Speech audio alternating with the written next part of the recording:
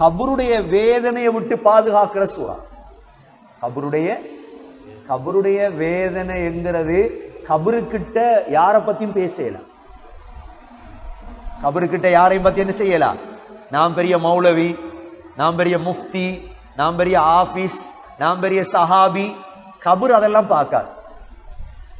உங்கள் எல்லோருக்கும் தெரியும் சஅத் இப்னு முஆத் ரலியல்லாஹு அன்ஹு.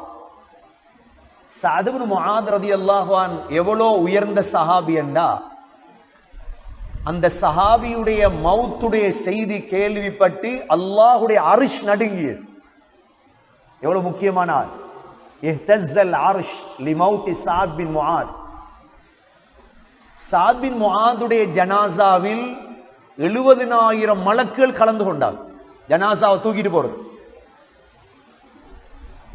ஜனாசாவில் ஸல்லல்லாஹு அலைஹி வஸல்லம் இருக்கிறார், சஹாபாக்கள் இருக்கிறார். மையத்தை கொண்டு போய் கபருள்ளுக்கு வச்ச மட்டும்தான். கபர் அப்படியே பிடிச்சிட்டு சாது. இதை ரசூலுல்லாஹ் பார்த்துட்டு இருந்தாங்க. எங்களுக்கு என்ன விளங்காது கபர் பிடிக்கிறது. நபி அவங்க முழு சஹாபாக்களை பார்த்து சொன்னாங்க, தக்பீர் சொல்லு, அல்லாஹு அக்பர் அல்லாஹு அக்பர். தக்பீர் சொன்னதோட தான் கபர் விட்டது சாது. கபருங்கிறது பயங்கரமானது. கபருங்கிறது விளையாடுற இடம் இல்லை. யாரும் ஒன்றும் செய்யல.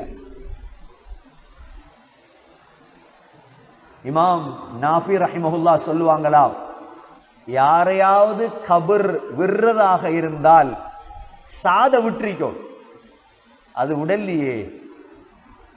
அவ்வளோ பயங்கரமான இடத்துல இந்த சூறாவை ஓதினா தொடர்ந்து அல்லாஹ் கபருடைய வேதனையை விட்டு பாதுகாப்பார்.